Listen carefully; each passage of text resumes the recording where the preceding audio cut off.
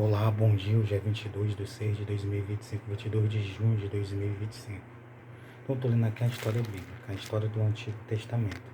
A história do Antigo Testamento tem muitas histórias ruins, tristes, histórias boas, história feliz, histórias que envolveu Deus, Jesus, que envolveu anjos e servos do Senhor, pessoas tementes, pessoas fiéis, pessoas obedientes e muito obedientes.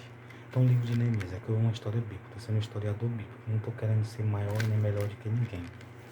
Aqui Neemias foi e soube que o muro de Jerusalém estava fendido, as suas portas queimadas a fogo, o povo em desprezo. Então ele se assentou, chorou, lamentou por alguns dias, esteve jejuando e orando perante a Deus. Por quê? Porque o povo dele, a cidade dele, o lugar onde ele nasceu, morou, estava em ruínas.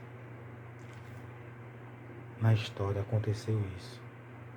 Então o que ele fez? Ele foi orar. E quando ele orou, Deus o ajudou. Ele sabia que não podia. Ele sabia que não podia. Como é que ele conseguiu uma ruma de material para construir todo o muro e as cidades, as torres, as fontes, as torres? Então ele não tinha condição. Nem o povo que escapou, nem o povo que foi levado cativo. Ele não podia de maneira alguma. Só que ele foi orar. E quando ele foi orar, Deus ajudou. Deus, ele orou com sinceridade, sendo verdadeiro. Ele orou sendo sincero e verdadeiro a Deus. Ó Deus, nós estamos precisando disso, disso e disso. Nós pecamos, nós falhamos, mas se nós pedimos perdão, se convertermos, o Senhor diz que trazia os servos até do cabo do céu e tal. Quando ele começou a orar sincero, crendo, tendo fé, Deus o ajudou.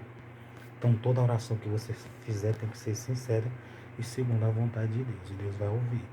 Então Neemias 3, versículo 17, depois dele reparou os levitas, Reum, filho de Bani, e ao seu lado reparou Asabias, maioral da metade de Keila, no seu distrito.